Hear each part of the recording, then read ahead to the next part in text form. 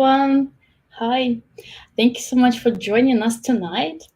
My name is Kate Hateva. I am a founder of Career Pathway Institute, and we are a nonprofit organization that helps international professionals to build careers here in the US.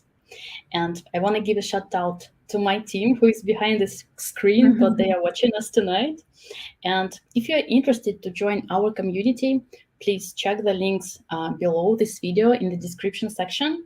And if you want to join our team, please send me a message on LinkedIn. I will be very happy to talk to you. And today we have a very special guest who is not only my friend, yeah, she's very talented entrepreneur, and she's also a founder and inventor of Etalon. And Etalon is a California-based, Silicon Valley-based, Bay Area-based company that specialized on posture correctors. And Kristina, she's reinvented herself by jumping from tech into a very unknown industry for her, and she applied her Pilates expertise to help people to improve their posture and overall well-being. Thank you so much, Kristina, for joining us tonight. Thank you. I'm And glad to be here with you. And also, thank you so much for watching us tonight live. And you are very welcome to ask your questions in the comment sections. And I just want to remind that today is May 4th, 2023, when the market is turbulent, is very unpredictable and crazy, especially in tech world. And there is mass layoffs, and some people, they are still looking for another corporate, very stable job, which we know already just an illusion. And some people see these events like a chance to start something on their own, to try something new and probably build their own startup. So that's why we decided to choose this topic: corporate job or entrepreneurship. And it's a very tricky question. And today we're gonna discover this topic with an expert who had these both careers. Yeah, in corporate, and also she's entrepreneur right now. So, Christina, without further ado, let's jump straight to our conversation. And today we will talk not only about corporate work, but also why it may be easier than it looks like to be an entrepreneur, and how to recognize when it's time to make this move from traditional corporate career to entrepreneurship, and how the current market is calling for adventurous decisions, and how to prepare yourself for the smooth transition. So, Christina, the mic is all yours. Could you Thank you. tell me about Yeah, your experience? yeah. Thank you. I'd be happy to share my knowledge and my story. Um, yeah. So I founded my company 3 years ago in the beginning of pandemic. But before, I had a long corporate story. I'm from Belarus originally, and I moved to the U.S. when I was 20. Yes, we're both from Belarus, and this is why it's really really special for me to be here and to be interviewed by you. I'm really excited to connect and support Belarusian entrepreneurs. It's a passion of mine. So yeah, anyways, from Belarus, moved to the US when I was 20. It was my second time in the US, and the reason I came here, I wanted to explore new cultures, and as you know, Belarus is just, and it's a beautiful country, but it's one culture, and I felt like I wanted more. I wanted to see the world, and California, San Francisco was that place for me to be exposed to many different cultures and find myself here. In the beginning, I had all types of jobs like many immigrants. I worked at a bakery. I had to wake up at 4 a.m. Oh, I, God. yeah, as a store assistant. I worked as a hotel receptionist and as a waitress. And I'm super grateful to all these experiences because I learned a lot through all of them. And now when times are rough, sometimes I look back at like those uh, years when I worked as a waitress, and I'm kind of like, oh, if everything falls apart, I'll be fine. I'll go and work as a waitress. I'll survive. I'll be fine. I'll get myself out of it. Um, and yeah, so I was here in Bay Area, so clearly tech bug caught me, and I Of wanted course. to. Yes, yeah, it was 2008 to 2009. I wanted to work in tech, and I learned about QA courses in Portnoy Computer School in Mountain View. I was super excited for this opportunity, and I didn't have a car, so it took me 2.5 hours each way to get to this Portnoy Computer School to take the courses.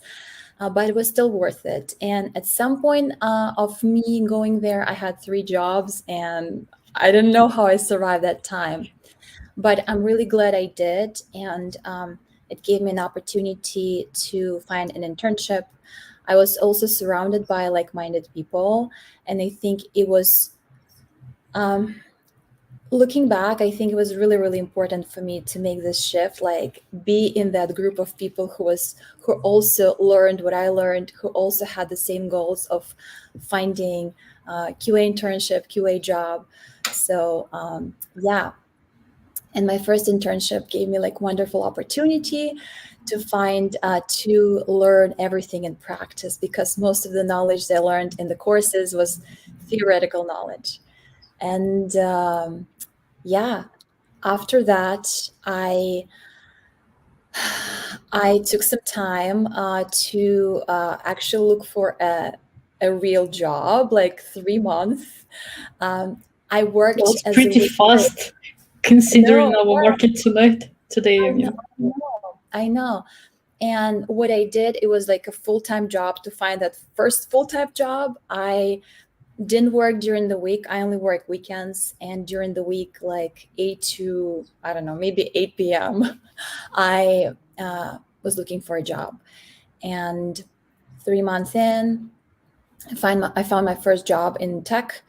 And I think that was like my lucky ticket. It was I was so blown away by the startup I work for. It was my first startup experience, and I was just excited about everything, about the cool office, the cool people, like snacks in the kitchen, like you name it, happy hours, sweatpants Fridays. It was like also, it excited me so much. And yeah, and I still like looking back at that time. I was 23, 22, 23. It was one of the best times.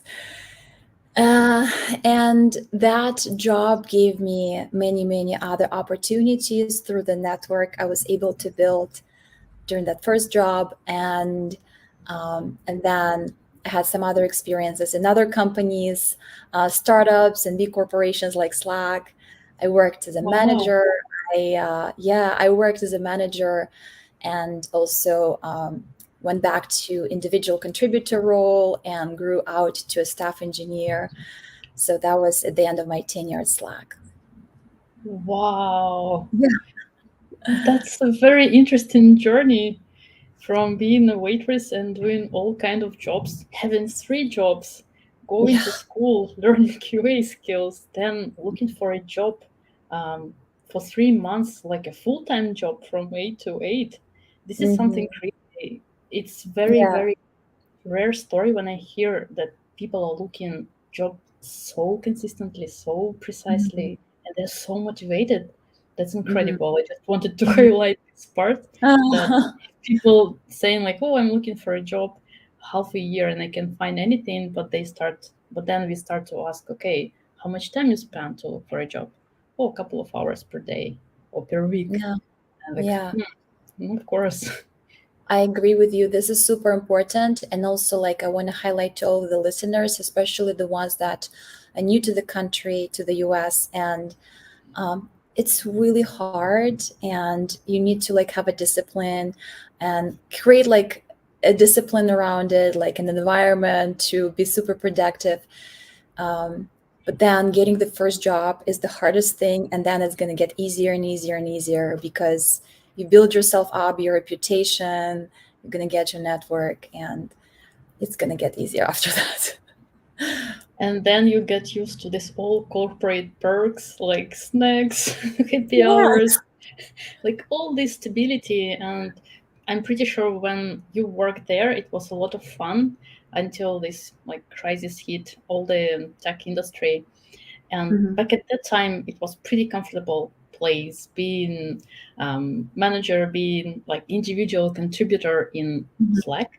So Yeah. what motivated you to move from this comfortable life into unknown, unpredictable journey of being entrepreneur? Like how you decided to Yeah. do that? Yeah, before we dive into my transition story, I just want to highlight that I don't want to say like, oh, corporate or Yeah. entrepreneurship, one is good, one is bad, or whatever. No, I think different people need different things and also different stages of their lives. For all the listeners, I encourage you, like, if you feel like you're stuck, you want to make a change, I encourage you to kind of think what kind of change you need to make. Is it the role? Is it the company? Is it like neither? Like, and maybe you want to change something completely, do something completely different, and start your own company like I did. For me, it was several factors. First of all, like I felt like I hit the ceiling in terms of my career development. I did a lot of amazing things in QA. As I said, like I tried a lot of things. I did, hardware testing, software testing, like web, mobile. I work as a manager, back to IC, grow to staff. Like I tried a lot, and like going to staff level, I felt like, okay, what's next? And I didn't have an answer to this question, like what's going to be next. Next was like, okay, management route, which at that point of time I didn't want, or going to, let's say, being a developer and doing something like that. And I didn't want that either. So for me, like I felt stuck, and I was like, what should I do? And another thing was that at the same time, I dove into Pilates, and I became a Pilates instructor. I still work at Slack at that time, and through Pilates, I learned so much about my body, and mind and body connection. I also started to observe other people, how they move, how they carry themselves, and I just saw how much people slouched. Like people slouched around me, around in the office, like everywhere I went. And I saw this, and it was just kind of like a thing that was always in my head. And I wanted um, to find a solution to help people feel better, like feel what I feel after Pilates class with my, beautifully newly found alignment. And so I had this like ideas like, oh, what kind of solution. And third reason why I left and transitioned, um, I didn't have enough courage to like, leave my job until I had burnout. And burnout was a clear manifestation in my body. I was kind of like postponing to leave my company. I like postponing, and then burnout happened, and my body was like, "See, uh, Yeah. you need to like reinvent yourself now." And I took some time off, and yeah, that was a no-brainer for me. Like I left company, and I knew that the next step for me would be to start something new, and to build out the solution that I was thinking about for such a long time. And that's how Etalon was born. Wow. And talking about burnout, Mm-hmm. May is a mental health awareness Yeah, month, and it's very important to talk about mental health, about different stages like every person can yeah. face during their hard times at work. So how did you realize that you have burnout? What symptoms did you have? Maybe you can recall. Yeah, sure. It, like a lot. Like I was depressed. I had like panic attacks, and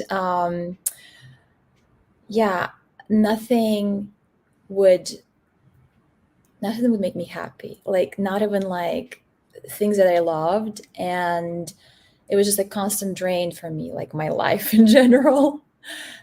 Like thinking about that time was pretty hard time, but in a way, like I consider it a blessing in my life, because if not that, maybe I would not leave my tech job ever. Maybe I would still like be employed in some corporate, and would work in some corporate environment. I would still dream about like posture solutions. So for me, it's a blessing, though it was hard Yes, when it happened. it is. Yeah, and talking about switching between careers, it's already very tough decision to make. Yeah. So, what was the most challenging part of switching careers? So for me, it was owning it. Like when I started working on the idea of, let's say, in the beginning, it was very vague. I wanted to build out some posture solution, like what it's going to be, right? Like, is it a device? Is it a garment? Like it can be anything. So I did a lot of research. I talked to many users, people who had exposure to products like this, and so I was like kind of deep into that work, and I was already working on Etalon, but I still called it my project. Mm, And I I don't know why I minimized myself. I don't know why I didn't own it like a job, my company. And I remember I had this conversation with a colleague of mine. We'll just like exchange some messages. And in conversation with him, I also minimized myself. I was like, "Oh yeah, you might be surprised. I'm doing this new thing. Um, I'm building a posture correcting solution, and I know it's really surprising to you." And he was like, "No, it's not." And that was like such an aha moment to me. I was like, "Oh my gosh, other people see like me as like more wholesome, like see more of me than I see of myself. So it's like so crazy to realize that I was just so minimizing me. I minimized myself. I didn't own that I'm in this new journey. I'm the founder, I'm the doer. So that part was hard, and I think a lot of women would relate to this. I also host women's meetup, and I really see how we as women, like when women come to the meetups, how we, for some reason, like really minimize ourselves and our achievements. So now I'm trying to like be the opposite way. I try to own it. Sometimes um, it still feels uncomfortable, but I make an effort to own it. well, congratulations, and it is a very tough decision. And I want to share Yeah. my personal story also related to what you're saying. Mhm. Um, I am volunteering at one nonprofit at Stanford, and when I go into networking event, when I need to introduce myself, I was presenting myself. Hi, I'm Kate. I'm a president of nonprofit at Stanford. So for me, it was like a Stanford opening door to Mhm. everywhere. But a couple of weeks ago, I had a very interesting conversation with a person who is doing personal branding. So when we Mhm. talk about how to present myself now, she told me just remove all your Stanford on the background because it's Mhm. already has a brand. Its brand is really strong.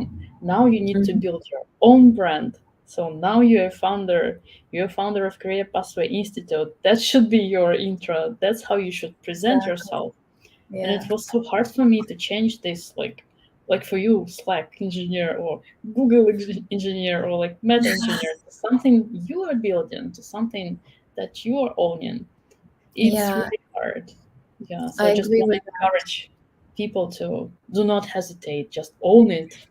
Yeah, I agree with that. It's so much easier, I mean, everything is hard. I don't want to like minimize anyone, but let's say being a part of like a stronger brand like Stanford or Slack, right? It's kind of Yeah, like it truly opens so many doors, so many agree. opportunities. People, it's such a good brand. People like get excited. Oh, Stanford. Oh, Slack, and then you're stripped away out of it. For like conscious reasons. For example, for me, it was like intentional. I wanted to build something on my own, but then I was no longer that with the fancy brand. So I had to create a fancy brand on my own. And your brand is super fancy. I'm Yeah, just thank you. encouraging people to check what Etalon Thank is. you. And Yeah. yeah, and it's also very interesting fact when we start to represent ourselves as I'm a founder, I'm like doing this stuff. This is my Mhm. company. This is my brand. And you put this as a title on your LinkedIn profile, immediately you start to attract absolutely another people. So Mm, since I changed this title in my um, LinkedIn, the audience is changed dramatically. Like another, mm, absolutely another people started to connect with me. So if interesting. somebody's struggling with like putting your brand first and just remove the X, like Google or X Meta employee on the Mhm. background, you will see it's so much better when you start to promote yourself as a brand. Yeah, yeah. By the way, I don't have X Slack. I just have like Yeah. all the things I am right now. I'm super grateful for Slack. It was one. I think it was my favorite company. The first company was my favorite too. So it's hard to Really? decide Which one? which one is the most favorite. They both were, yeah. But it's worth it, as you said. It's worth it to build up your own thing and your That's so your true. brand. Mhm. Okay, so we talk about hard decisions. So it was really, really tough to make this Mhm. transition to be entrepreneur. But what's the most rewarding part of being entrepreneur? I would say creation. I'm a creator in my heart, and I created like an absolutely new product. I designed it, right? So like creating something new and creating how it's gonna feel, um, how it's gonna look, how it's gonna sound as a brand to like all of it. Like I feel like I created like a mini world in a way, right? Like my own mini world. So that for sure is super rewarding. Seeing the results of my work, of my team's work, and then feedback from customers. Also, oh my God, like sometimes I, it gives me tears, when people like write and they have like some conditions and they try to learn Brian that helps them. I'm kind of like, oh my God, I didn't even know, that. I mean, I knew that, of course, like the function is intentional, but I don't know all the conditions in the world, right? And like all these very specific things. And, they come to their doctor and the doctor recommends, and then, here they are, they write me an email with a condition I had no idea existed and it helped them. And I'm kind of Wow. like, whoa. Yeah, this is crazy. So stories like that for sure. Um, yeah, I even like, any feedback like we're getting sometimes, even like when things don't work out perfectly, for some reason, everyone is just like so nice. And I'm overwhelmed with the niceness, especially coming from Eastern Europe where people can be direct and sometimes not so nice. It just feels like we're building something special, that kind of like beautiful, nice world, and we're helping people, and everything is great. Yeah. Wow.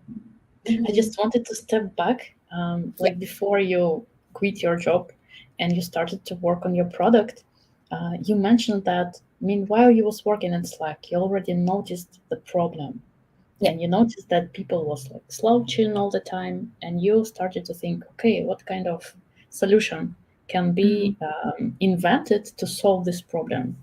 Yeah. So that's a tricky question to you.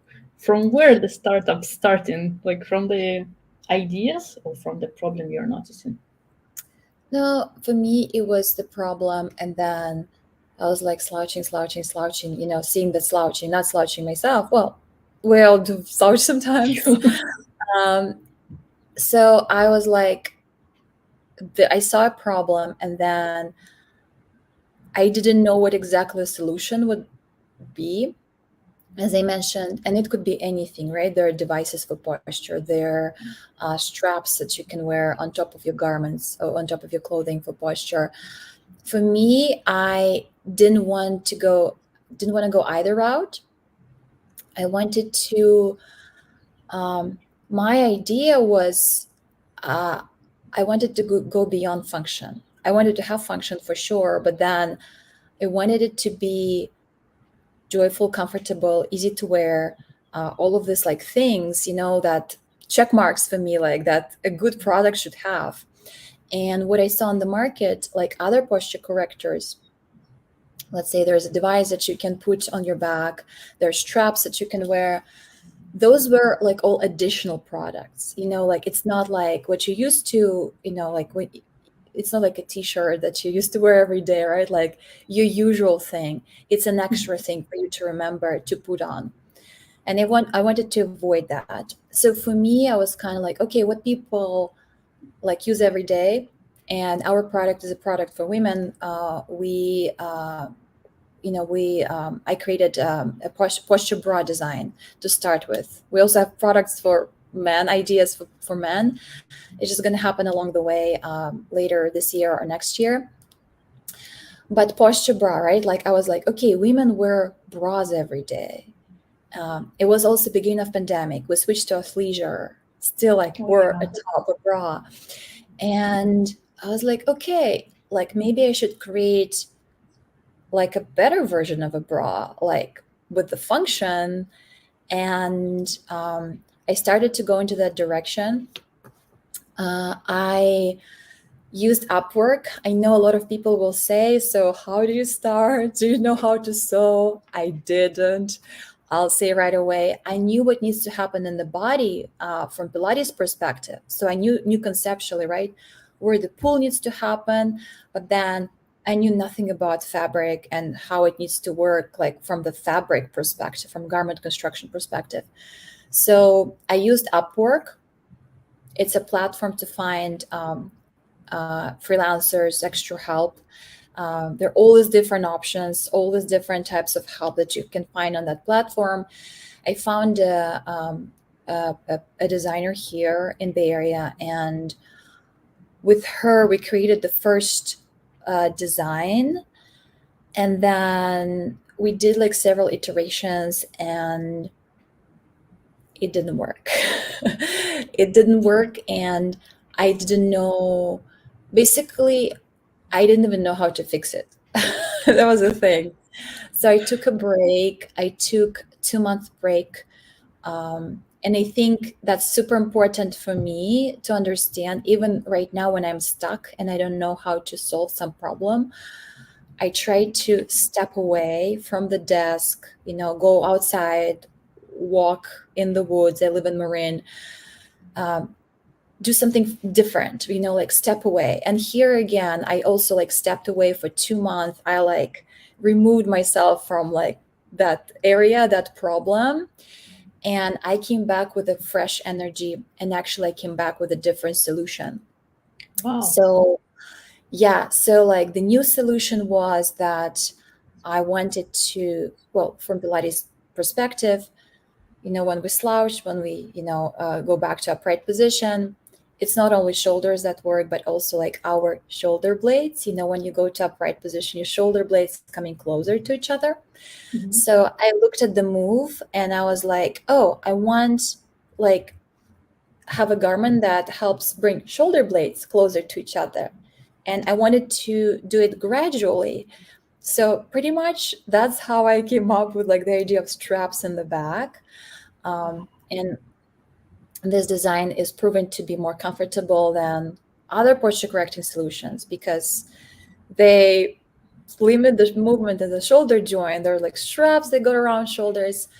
So yeah, if I didn't take this break, to be honest with you, and didn't reevaluate design from a different perspective, I don't think that would be Etalon. So breaks are important. That's a note for myself and for all other listeners as well. So it looks like you had another burnout, so you just decided to zoom out and I might to not have recovered. refresh. You know, I Yeah. think it was too fast for me to start doing something again. And also it was beginning of pandemic, and I feel like there was a lot the whole world was experiencing, and me with like the remainder of the burnout. I should have taken more time probably for myself. I shouldn't like have jumped into a new thing right away. So yeah, you're absolutely right. I think it might have gotten to me at that point. So I had to take a break. Wow. So what motivated to continue? Because like there is this kind of people mentality when you fail, you're like I haven't should even started. I should have go back to my secure corporate work, but you continue with your journey. Like what motivated you to keep Um, on? yeah, so it's hard. The hardest part is the beginning. And we talked about like finding a first job, right? How hard it is. Like that Yeah. beginning of everything is the hardest. And here as well, like when you start, like for me, I worked on a new product. It's a new concept, new everything, something that was never done before, right? It was done like in different interpretations. There are different solutions, but my design is a very unique design. So that part was hard because like I worked and I didn't see results right away, right? Like it's not like you create something and you have like gazillion of customers right away, like happy customers. No, like for a while people didn't see my product. It was pandemic too. Like I couldn't like easily meet with people and show them what I've built. So that was hard, like building out my network, my new network, because people knew me as a QA, right? Now I'm like this new person, well, newly reinvented person, I would say, in the new industry that is like on the crossroads. You know, it's garment construction, so it's fashion, it's orthopedics, it's sustainability for sure. And like, I didn't know, almost like maybe like I knew some people, but not that many people. Most of my friends were in tech. So it was very difficult to grow my network in those areas. And what kept me going, um, great question. Uh, my partner, he was super supportive of me. So I feel like um, I definitely had moments when I was about to give up. And he helped me just kind of like get going. Um, Conversations with friends. I remember a conversation with a friend of mine. She's a designer, fashion designer, and she shared her experience when she creates fashion collections. That she has like breakdowns every single time she creates a collection, and like she wants to give up, it's all of that, and she's like, oh, it's a part of the journey, like to want to give up. And that was so important for me to hear that I was not alone, that there are other people like me who also feel what I feel, who also want to give up, but they keep going. And I think that's like very important part of the journey. I'm also a very spiritual person. And I think the moment when you want to give up and you kind of like push yourself and do more, that's where the true transformation happens. I feel the same way in meditation when I'm about to give up, but then I'm kind of like, okay, I'll stay meditate for more. I have like this magical experience. And in life as well, I feel like that's where growth happens, transformation, all the good stuff comes when you just like persevere through that hardship. That's so important. I just want to highlight this moment that when you're about to give up, you just need to move on, no matter what.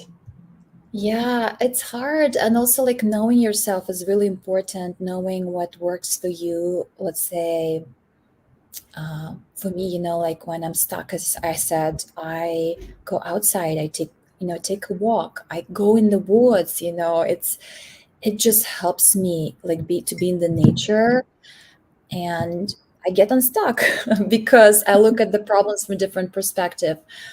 Mm, Books for sure. I I'm inspired by some entrepreneurs, such as Sarah Blakely is one of my favorite. Oh, Super wow. joyful, yeah, woman. She's a founder of Spanx, and just her story is truly inspiring. I follow her on Instagram, and just to see her like such a successful woman, keeping the joy and sharing, being so generous with other people, really warms my heart and inspires me to be this way as well. Richard Branson, one of my heroes too. Really admire his adventurous spirit, his lightness. He's a perfect dash of like crazy, but also like Yeah. business. Um, so his book, Losing My Virginity, really um, shifted something inside of me. It's a super easy read, so I recommend. Definitely recommend it to people, but also I recommend it because it can loosen you up if you feel tense about entrepreneurship. That book can definitely like ease you up a little bit. Oh, we will put this link in the description section. Yes, yeah, Yeah. yeah. Oh, thank you. Yeah, I just want to add another story. Like months ago, I was a guest speaker on a panel discussion, and the founder of Femigrants, Aytekin Alieva, she shared the story that when she had her nonprofit and there was a pandemic, so she was forced to postpone events for a while. And when the pandemic finished, one of her friends she asked her, "Hey, Aika, when you will resume your nonprofit? When you will resume all your networking events?" And she's like, "Oh, I think I already like gave up." And this person, this like mentor of her, friend of her, like, "Are you serious? Like, there's so many people are waiting for your Mm-hmm. events. You're changing lives with your events." Mm-hmm. And she thought to herself, "She's right. I'm not that person who is giving up easily. I'm not Yeah, gonna give up." So sometimes you just need to have this conversation to someone who can ask you a proper question, who can just mirror yourself. So having your sure. network, it's very important. Yeah, for sure. And sometimes, we don't, also as women, like I want to like highlight it, women specifically, we underestimate ourselves and we don't celebrate ourselves enough, and we don't see how many amazing things we do. And sometimes like talking to my partner and him highlighting all the amazing things I've done, like really changes like my perception. um, and it's really important to have like someone like a trusted friend who you can call like a mentor, a network for sure, of people who see how amazing you are and don't let you forget about it. Well, I'm really glad that we stop at this moment and we Mhm. just talk about how it's important to keep on moving when you have your hard moments. And we have Yeah. very interesting questions from the audience. Let's take a look at Mm. it. I understand that you haven't had much experience in building products like Etalon in your career. Was it scary to venture into a completely new industry? Oh yes, of course. Fear was like my, I would want to say, number one friend. It wasn't a friend. It was with me all the time. I didn't want it to be my friend. Yeah, it was super scary. It was super scary because I had to redefine my identity of who I was, right? Like we talked about being with a stronger brand like Slack or Stanford. Yeah. I was no longer at Slack. I was no longer at QA, like that very well known role to me. I was someone else, and really scary. Also, like new industry. I really was I was really afraid that people won't take me seriously. Um, that they will be like, "Oh, who is she? Who does she think she is?" All this like negative self talk. But the reality is like, I knew what needs to happen in the body. Like with Pilates, like I knew it. I experienced it like in my own body. I saw how other people react, how other people's bodies reacted to my product. Like I knew I was up for something that was there. So just yeah, it was scary, but again, like all these like supportive elements in my system helped me get over it. And it's still scary sometimes. It's still, though I've been doing it, well, officially we incorporated company in 21. So that's official start of Etalon. Mhm. As an ADA, it existed like for, started during pandemic. Yeah, so like 2 years in, 2.5 years in, still scary. But um, again, like knowing yourself and knowing what helps you kind of not like remove that fear. I think it's impossible. Fear is still going to be within us, but highlight other things other than fear, so they can balance the fear out. It's super important. What was Wow. some songs that I can share Of course. that help me like be happy and keep going? Well, we have another question. Oh, by the way, thank you so much for replying to Mhm. this question. There's a really interesting question. How does being an entrepreneur impacted your life outside of your career? Wow, amazing question. A lot of things changed for sure. I think my network changed a lot. My friends, I mean, I'm still friends with, basically my friends are my long time friends, right? I'm friends with them for like 15 years, since I moved to the US.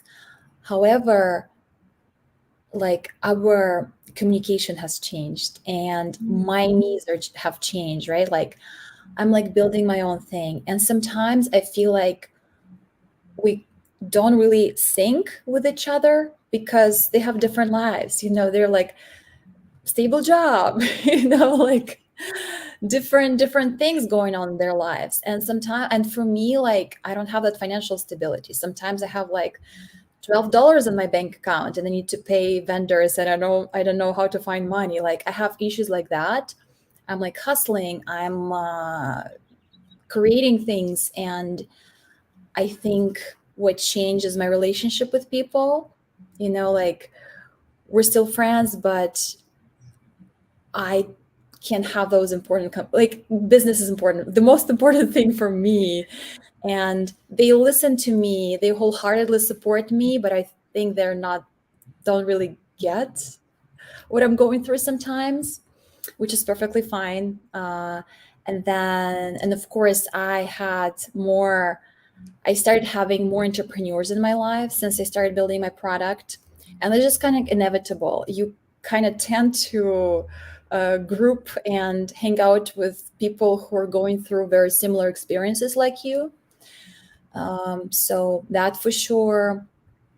I think I now more than ever, I realize the importance of mindfulness and movement in my life. Um, Nutrition, like I'm really sensitive to energy now. I see how my energies change throughout the day because like my energy also impacts the work I'm doing. Wow. And yeah, I can sense it like so much. I'm way more sensitive right now. So yeah, balance doesn't exist in my life. It's another change. Um, yeah, I mean, a lot of things change for sure. If I can summarize it in one word, it looks like you became more aware about yourself, about your, yeah, Yeah, like your about inner spirit. relationships too. Yeah. Yeah, yeah. And like, I mean, as I said about my friends, like we're still friends, but like we're like talk about different things now very often. That's so interesting. Yeah, but I Yeah. just want to share one story. Just before we started the live stream, we talk about some issues as a founders, like what we are struggling with, what problems we are solving. And Christina immediately start to generate ideas like this. So I think when you already have a business, that's the way how you think, how you like, how Yeah. you functioning already. You already start to look solutions immediately on the spot. Yeah. Yeah, it's like Yeah. different mindset. Which Yeah, and also like you have different conversations with people, right? Like for me, let's say like I'm not interested in like fancy restaurants, like what opened, what didn't open, like who I ate where, like I don't care about these conversations anymore, you know? And that was a part of my life when I worked in corporate. I loved eating out. I love discussing food. I love discussing restaurants. Right now, I'm kind of like, nope, thank you. Let's solve something. Let's change the world. yeah, I love it. Yeah. Okay, we have more questions. One more from Svetlana. What Mhm. helped you in your early months, years of building your own business? Where did you get expertise, support, etc.? That's a wonderful question, and I think it will help us to get like tactical steps. Yeah. Um, so for sure, I think it all comes down to resources, right? Like, and resources can be information, like expertise, all of that, and also like financial resources. So for me, I had some savings that I actually set aside to start my company. And in terms of the expertise, uh, as I mentioned, I didn't know anything about garment construction. I knew what Mhm. needs to happen on the body, and I educated myself. Like I was educating myself, and I'm still educating myself. It's kind of like ongoing journey. Um, I was fortunate to be able to attract really good experts to either give me advice or be part of the team. So that was like fundamentally, important to what I do. And I'm a big believer, actually, that when I invite someone to work with me, I invite people who are, um, experts. They're smarter than I am in their industry. So, like, I really trust everyone I work with. Like, they know what they're doing, and I learn a lot from them. So that's how I learned. Also, like attending trade shows, conferences. The first year was when I started at Talon. It was a year for me to get to know more about garment construction, fabric, sourcing. I didn't know anything about it. And in the end, I sourced everything myself. Like I can talk to factories now, explain them how they need to, sew the garment and all these other things. So I learned it all by doing, by talking to people too. Mentors, finding mentors, finding advisors, super important.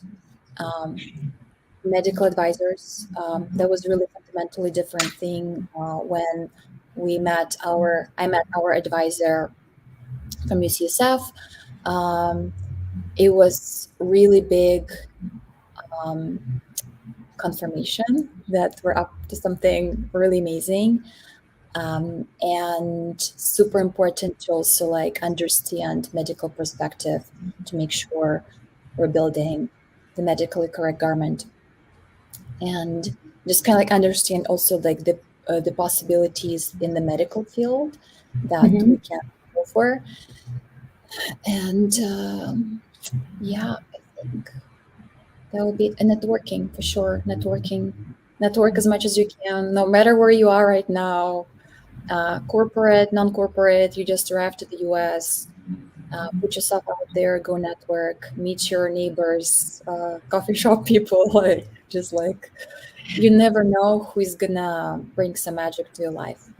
Yeah. And by the way, join our networking events. We will have a Yeah. networking event on May 20 in San Francisco, Golden Gate Park. So there will be a link in the Mhm. description, and you can meet amazing professionals in different industries. Just like Mhm. advertisement. Yeah. Okay, we have more questions from the audience. So, did you use only your savings for open the company or the other investments also? Sorry, missed the information. No, no worries. My savings, for sure, I set aside some, and of course, like that's what I saved during my corporate employment. So it was uh, all jobs are necessary. What I was trying to say, like, and my corporate life was important to build me up for what I was doing later on in my life. And we also did Kickstarter campaign last year, so that was a chunk of money too that helped us build out our company. And we sell online now. So if you are looking to improve your posture, if you have any pain in your upper back, neck areas, um, go to shop@ellen.com. I'm advertising, I know. But Yeah, we will anyways, put all the links in the I'm happy description. to share the link and discount code with the listeners as well. Oh, Yeah, thank you. yeah, of Thank you so course. much. That's awesome. Okay, I have just a couple of questions more. I know that we are talking almost 1 hour. Probably you're already tired, Mhm. but I Mhm. need to ask this question. So, looking back right now, would you do something differently? Yeah. What I would do differently? I think honestly, like in the retrospective, I think I created a lot of barriers in my head, made up barriers, and I didn't move as fast as I could because of this like made up sorry, I'm like doing this, I didn't mean it, because of this made up problems, and I wish I was like more free here, and that's like the most important thing. And I still like make things up sometimes, like problems that don't exist, and I'm afraid. It's because I'm afraid, we're afraid, and we start like overthinking, um, fears come up and all of that. So that for sure. And I think like investing in someone like therapist and coach, super super important. I feel I don't work with therapists right now. I work with coach, and I can feel like how this work accelerates me. Um, but therapist was also important part of my life to get to know myself better. So I wish I just started it earlier in my life, that knowledge about myself path. Yeah, when you become more aware about yourself and about Mhm. all the barriers, limiting beliefs, about the Yeah, obstacles you invent in your head. yeah, Yeah, yeah. overthinking instead of actually doing things. I have the very last question for you. Mhm. So, if our identity just learn one thing during this live stream, what you want it to be? I think we'd go back to the previous thought about these barriers in our heads. I want to wish all the listeners, um, we all have them more or less. Some people more, some people less, but don't let them stop you. Literally, sometimes they're absolutely not logical thoughts. Um, if you want to change something, if there's an itch already, um, is there for a reason. So try to follow your curiosity. If you like can't um, get away of the fear state, try to switch and try to think about things you're curious about and follow your curiosity, and I think it will lead you to magic. It will lead you to new things, new discoveries, perhaps new ideas and startups, maybe. So going from that fearful state into curious state, trying to get more of this. Wow, I love it. So Mhm. maybe you'd like to add something else. Maybe I forgot to ask you something. Um, no, I don't think so. I really want to thank you and the team from Career Pathway Institute for this opportunity to share my experience, and I hope it was helpful. I hope you guys learned something. If you have any questions about anything I talked about, anything I didn't talk, maybe I didn't mention something and you want to hear more about it, please reach out to me. Happy to answer your questions on LinkedIn, email, Instagram, whatever social, I'm there. So don't hesitate. And I'm always happy to meet new friends. And here is the link on Shop where you can Yeah, order your posture corrector. Thank you so yeah, I much. wear And one right now, actually. can you show Shameless us? plug. Yes, I wear one. I wear them to most of my meetings, actually, and before important events, I wear one just to get into the zone, like that beautiful alignment, and then uh, it helps me. It really helps me to like make sure I sit up straight and beautiful. And it also boosts confidence when you For look sure, I feel more like straight, that yeah, more light. 100%. Yeah, yeah, yeah. Well, thank you so much, Kristina, for joining us tonight and share your wisdom, your experience, your career journey, working in corporate, working as an entrepreneur, and sharing your wisdom and great pieces of advice and answering all Mhm, the questions. And I know it's impossible to cover everything just in 1 hour. So probably mhm. more people will reach out to you on LinkedIn, networking events. You're very active Yeah. part of Alpha community and you're organizing meetups at San Francisco. So if you're in San Francisco, join Alpha Mhm. events. And Yeah. what else I want to say? So if you have any suggestions in terms of topics, please reach out to me. We can do a live stream together, explore ways to collaborate. And thank you once again for joining us tonight and have a wonderful weekend. Thank you, Thank you. Bye everyone. bye. Thank you. Bye.